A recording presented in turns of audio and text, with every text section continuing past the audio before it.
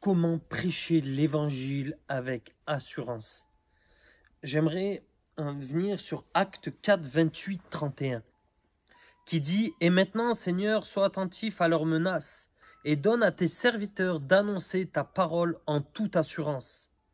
Étends ta main pour qu'il se produisent des guérisons, des signes, des prodiges, par le nom de ton saint serviteur Jésus. » Quand ils eurent prié, le lieu où ils étaient assemblés trembla. Ils furent tous remplis du Saint-Esprit, ils annonçaient la parole de Dieu avec assurance. Alors j'aime ce contexte, en tout cas le contexte qui est présent, c'est un contexte de persécution, où ils sont persécutés, et ils ne demandent pas à Dieu de les sortir de cette persécution, ils demandent à Dieu de leur donner de l'assurance. Et qu'est-ce qu'il y a? Le lieu tremble, il y a des guéris, Dieu étend sa main, parce que cette prière qu'ils font, ils produisent des guérisons, des miracles, et ils sont remplis du Saint-Esprit et annoncent la parole avec assurance. Quand j'ai commencé à lire ce passage, ça me fait penser à un autre passage, et c'est vraiment important parce que souvent dans notre manière de prier, on a bien prié d'une manière confortable.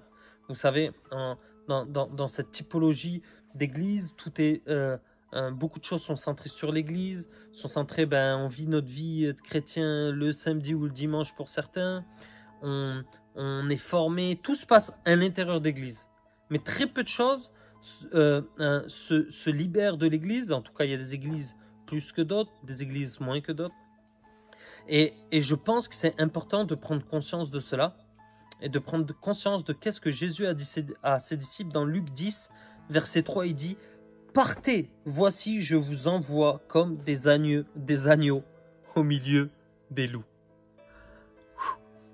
Waouh! Jésus nous envoie comme des agneaux au milieu des loups. Qu'est-ce que ça veut dire? Et si aujourd'hui je voulais partager comment prêcher l'évangile avec assurance, il y a deux choses qui me viennent.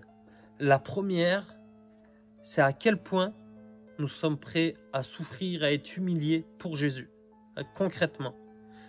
Dans notre travail, concrètement, jusqu'à où tu serais prêt à prendre une position, jusqu'à où tu serais prêt à être persécuté, afin que l'évangile soit annoncé et que tu puisses prier pour les malades. Jusqu'à où? En fait, tu dois mesurer ton assurance et ta ferveur pour l'évangile. Tu dois mesurer jusqu'à où tu es prêt à aller pour Jésus. Et si tu es prêt à mourir pour Jésus, alors c'est facile de le dire tant qu'on n'y est pas, si tu es prêt à donner ta vie pour Jésus, pour l'annonce de l'évangile, et c'est ce qui se passe, c'est que tous ceux et celles qui veulent donner leur vie pour cela, ça devient des prédicateurs qui prennent des risques et des positions, qui prêchent dans des endroits et qui, peu importe les conséquences, continuent à prêcher. Donc, pour mesurer l'assurance, tu dois mesurer le coût que tu es prêt à payer. Ça, c'est vraiment important. Et pour avoir de l'assurance, tu dois savoir et avoir l'assurance de la parole. Donc, si tu ne connais pas, je m'appelle Lucas Banovic et j'ai développé tout justement une série sur l'école Amour plus Puissance. Dans le descriptif, tu verras, il y a 2 sessions gratuites à propos du voleur d'identité. Et après, il y a une école qui est mise à disposition pour, si tu veux aller plus loin et être formé dans ce domaine-là, dans la prédication de l'évangile, dans le fait de guérir les malades, dans le fait d'entendre la voix de Dieu. Je parle de la démonstration de puissance, repousser les limites de l'échec. J'ai tellement de sujets, de clés, de pépites que Dieu m'a révélé pendant que je prêchais avec assurance au travail, je prenais des positions, que j'ai saisi des pépites que je mets vraiment dans cette école. Et aujourd'hui, je réalise qu'il y a une part aussi de connaître la parole de Dieu.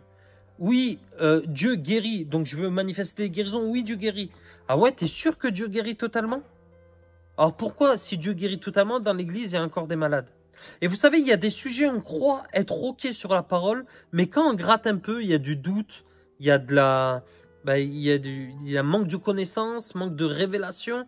Et en fait, ce qui fait que quand on prie, on n'a pas une pleine assurance parce qu'au fond de nous, je sais pas, moi, quelqu'un de notre famille était malade, quelqu'un de notre famille est mort à cause d'une maladie, d'un cancer, et tout d'un coup, on a prié et elle est partie. Et on s'est dit, Adam, mais ah ouais, non, Dieu l'a enlevé, Dieu a permis le cancer. Et il y a plein de questions autour de cela. Donc, si d'ailleurs vous avez des questions à propos de cela, dans les lives, souvent, je vous encourage aussi à participer à nos lives.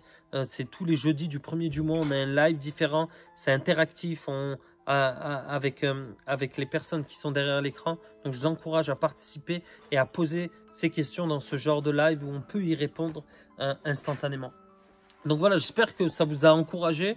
En gros, ben voilà, mesure le prix que tu es prêt à payer et forme-toi dans la doctrine du miracle, de la guérison, pour être.